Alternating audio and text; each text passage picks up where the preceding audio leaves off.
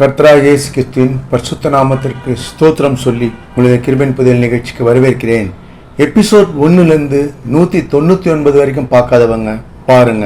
நிச்சயமா உங்க இருதயத்துக்கு தேவையான விஷயங்களை பேசிட்டு வரோம். நம்ம தொடர்ந்து ஜீசஸோட வார்த்தையோட வல்லமை, அவர் எதுக்காக இந்த உலகத்துக்கு வந்தார், எப்படி பிரசங்கம் பண்றார், என்னெல்லாம் செய்யறாரு, அவர் எப்படி ஆண்டவர்ன்ற ஒரு அதிகாரத்தோட பேசுறாரு, ரத்தமும் சதயம் கொண்ட ஒரு மனுஷனா இருந்தா கூட எப்படி ஒரு வல்லமையான வார்த்தைகளால பேசுறாரு, இதுதான் நம்ம பார்த்துட்டு வரோம். போன எபிசோட்ல பத்திமையை வந்துட்டு பார்வை இல்லாதவர் தாவீதின் குமாரனே எனக்கு இறங்கன்னு கூப்பிடுறாரு. அதாவது மெயின் ஆண்டவர் வந்ததே பாவிகளை ரட்சிக்க கிறிஸ்து இயேசு உலகத்தில் வந்தார். இதுதான் பைபிளோட கான்செப்டே இதுதான். அவர் வந்ததோட நோக்கமே இதுதான். நீதிமான்கள் பாவிகளை ரட்சிக்க வந்தேன்னு சொல்றாரு. அதாவது பாவிகளை ரட்சிக்க கிறிஸ்து இயேசு உலகத்தில் வந்தார்ன்றது தான் வேதமே. நம்ம பழைய ஏற்பாடுக்கு அப்புறம் ஜீசஸ் வந்து பலிகள் இல்லாம அவர் பலியானதால நம்ம சமாதானத்தோட வாழ்ந்துட்டு இருக்கோம். ஏன்னா எல்லா பாரங்களும் எல்லா பாடுகளும் அவர் கல்வாரி சிலுவையில நமக்காக சுமந்து தீர்த்துட்டார். மத்தேயு 11:28 வருத்தப்பட்டு பாரம் சுமக்கிறவர்களே நீங்கள் எல்லாரும் என்னிடத்தில் வாருங்கள், நான் உங்களுக்கு இளைப்பாறுதல் தரேன்னு சொல்றாரு.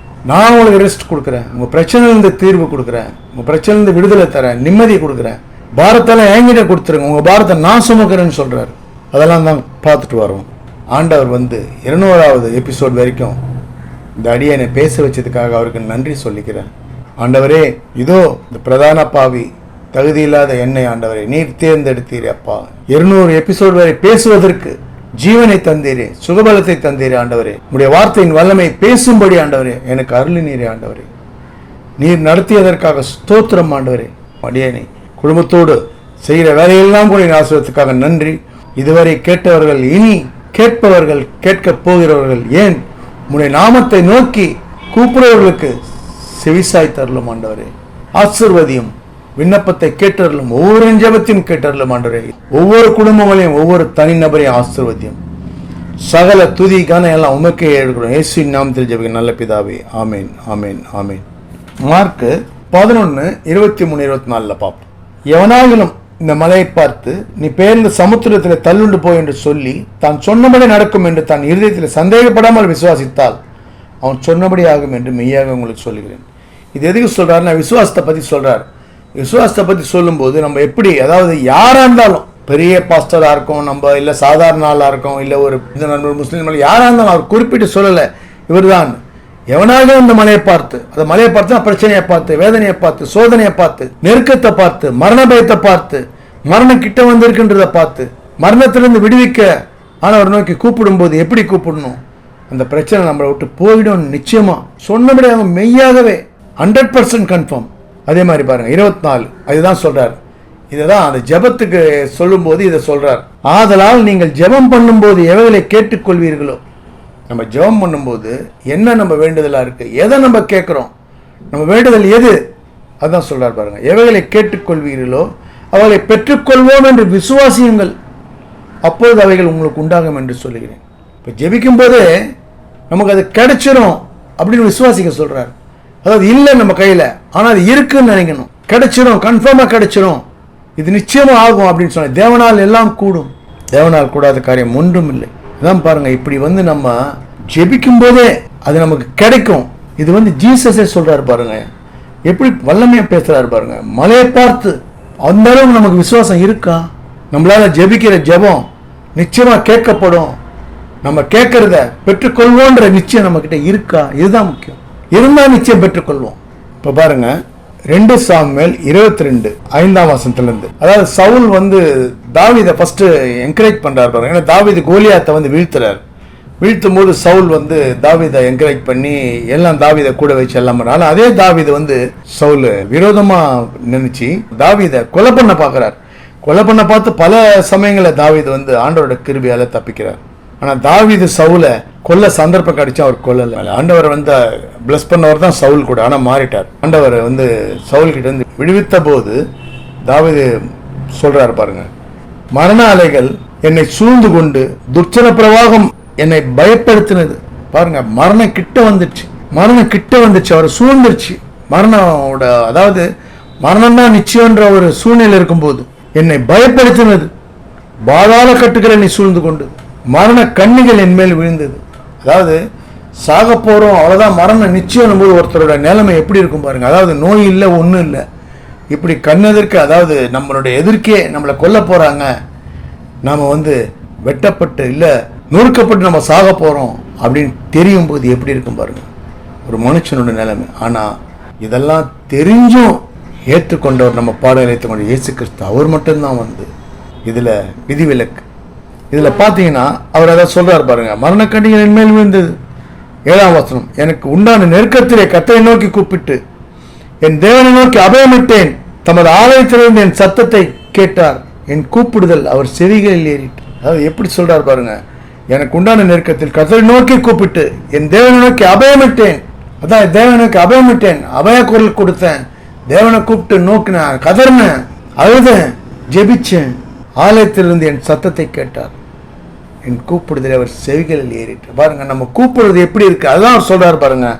நெருக்கத்திலே கர்த்தரை நோக்கி கூப்பிட்டு தேவனை நோக்கி அபயமிட்டேன். அவர் கூப்பிடுதல் எப்படி இருந்திருக்கு, அதான் சொல்றாரு, செவிகளில் ஏறிட்டு. ஆண்டவர் செவிகளில் போயிடுச்சுன்னு சொல்றார்.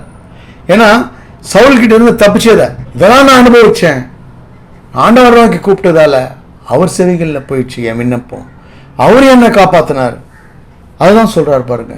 இது டெடிகேட்டட் பிரேயர் பாருங்க, இது ஒரு அர்ப்பணிப்பு, ஆண்டவருக்கு நன்றி சொல்லுதலோட, நன்றியோட கூடிய அர்ப்பணிப்போட கூடிய ஒரு பிரேயர் அவர் செவிக்கு போயிடுச்சின்னு சொல்றார். கன்ஃபார்மா சொல்றார், இப்படியெல்லாம் பிரச்சனை இருந்தது, மரணமே வந்துச்சு எனக்கு, ஆனாலும் அந்த நெருக்கத்துல என்ன பாருங்க, எல்லாருக்கும் பாருங்க நெருக்கம், பிரச்சனை, வியாதி, மரண பயம், பலவிதமான சோதனைகள், பொருளாதார பிரச்சனை, இப்படியெல்லாம் இருக்கும்போது பாருங்க நம்ம ஆண்டவனுக்கு கூப்பிடுறது சரியா இருக்கா பாருங்க. அந்த பத்திமை எப்படி கூப்பிட்டார், தாவீதின் குமாரனே எனக்கு இறங்கும் கதறி கூப்பிட்டார். அதே மாதிரி ஆண்டவர் ஜெபிக்கும் போது நம்ம என்ன கேட்கிறோம் கூப்பிட்டு என்ன கேட்கிறார் அவரை, உனக்கு என்ன செய்ய வேண்டும், பார்வை வேண்டும், போ உன் விசுவாசம் உன்னை ரட்சித்தது, அவ்வளவுதான், பார்வை கட்சி.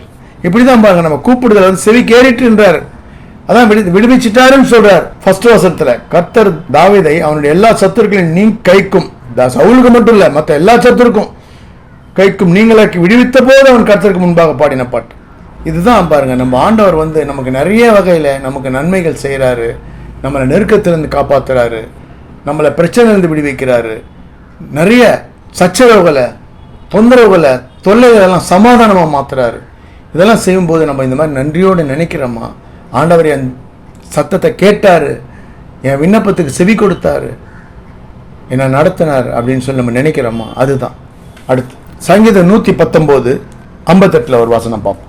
தாவீது என்ன சொல்றார் பாருங்க, முழு இருதயத்தோடும் உம்முடைய தயவுக்காக கெஞ்சுகிறேன், உமது வாக்கின்படி எனக்கு இறங்கும். முழு இருதயத்தோடும் உம்முடைய தயவுக்காக கெஞ்சுகிறேன், உமது வாக்கின்படி எனக்கு இறங்கும். அதான் முழு இருதயத்தோட கெஞ்சுறேன்னு சொல்றார், கெஞ்சுகிறேன் உம்முடைய தயவுக்காக எனக்கு இறங்கும், வாக்கின்படி எனக்கு இறங்கும். என்ன வாக்கு கொடுத்திருக்காரு ஆண்டவர் நமக்கெல்லாம், நான் உன்னை ஆசீர்வதித்து உன் பேரை பெருமைப்படுத்துவேன், ஆசீர்வாதமா இருப்பாய், நம்ம ஆபிரகாமுக்கு கொடுத்தார் இல்லையா முற்பிதாக்கு. அதுதான் சொல்றார், கடற்கரை மணலை போல பெருக பண்ணுவேன், வானத்து நட்சத்திரங்களை போல பெருக பண்ணுவேன், இப்படியெல்லாம் வாக்கு தத்துவம் கொடுத்திருக்காரு. அதான் சொல்றாரு, போது வாக்கின்படி எனக்கு இறங்கும். ஆண்டவருடைய வாக்கு தத்துவத்தை நம்ம நினைவு கூறணும் பாருங்க. ஆண்டவர் வாக்கு தத்துவத்தை சொல்லணும், ஆண்டவரே உங்களோட வாக்கு தத்தின்படி எனக்கு இறங்கும், எனக்கு இறங்கும். எப்படி ஒரு ஜெபம் பாருங்க. யோவான்ல இங்க சொல்றார் பாருங்க, அவர் தான் ஆண்டவர் தான் வழியும் சத்தியம்ன்றத சொல்றார். யோவான் 14:1 உங்க இருதயம் கலங்காதிருப்பதாக தேவனிடத்தில் விசுவாசமா இருங்கள், என்னிடத்திலும் விசுவாசமா இருங்கள். விசுவாசமா இருக்க சொல்றாரு, தேவனிடம் மட்டும் இல்ல என்கிட்டயும், அவரு தான் தேவன். அதை சொல்லிட்டு அப்புறம் சொல்றாரு பாருங்க 4ஆம் வசனம், நான் போகிற இடத்தை அறிந்திருக்கிறீர்கள், வழியையும் அறிந்திருக்கிறீர்கள் என்றார். இவங்களுக்கெல்லாம் சொல்றாரு, நிறைய முறை வல்லமையான காரியங்களை நடத்துறாரு, அற்புதங்களை செய்யறாரு, எல்லாம் நடத்துறாரு, இவர் தான் ஆண்டவர்ன்றத அவங்க உள்ள அந்த சமயத்துல டெம்பரரியா அப்பதான் இது பண்றாங்க. ஆனா திரும்ப என்ன பண்ணிடுறாங்க, பழைய அவங்களுடைய மனுஷ குணம் என்ன பண்ணுது, எப்பவும் போல அந்த சந்தேகம் வந்துடுது. அதான் அப்பதான் தோமா கேட்கிறார் பாருங்க, அவரை நோக்கி ஆண்டவரே நீர் போகிற இடத்தை அறியோமே, வழியை நாங்கள் எப்படி அறிவோம் என்றான். 6 அதற்கு இயேசு, நானே வழியும் சத்தியமும் ஜீவனுமா இருக்கிறேன், என்னிடத்திலே அல்லாமல் ஒருவனும் பிதாவிடத்தில் வரான். நானே வழி, நானே சத்தியம், நானே ஜீவன். பல்லவ ராஜ்யத்துக்கு அதாவது நித்திய ஜீவன் அடையணும்னா ஆண்டவர் தான், அவரு தான் வழி, அவரு தான் சத்தியம், அவரு தான் எல்லாம். இப்போ நமக்கு பாருங்க ஜெபிக்க எப்படி ஜெபிக்க, நம்ம கேட்டுக்கொள்ளும் போது ஜெபிக்கும் போது அதை பெற்றுக்கொள்வோன்னு விசுவாசிக்கணும். அதே மாதிரி பிதாவும் அவர் தான், குமாரன் அவர் தான். அதான் சொல்றாரு. அதுக்கு அப்புறம் சொல்றாரு பாருங்க, என்னை அறிந்தீர்களானால் என் பிதாவையும் அறிந்திருப்பீர்கள், இது முதல் அவரை அறிந்தும் அவரை கண்டும் இருக்கிறீர்கள் என்றார். கண்ணும் இருக்க என்னதான் கண்டு இருக்கல, நான் தான் பிதான்னு சொல்றாரு இந்த இடத்துல. நான் தான் வழி, நான் தான் சத்தியம், என்னை அறிந்தீர்களானால் பிதாவின் தெரிந்து. அது லாஸ்டா சொல்றாரு.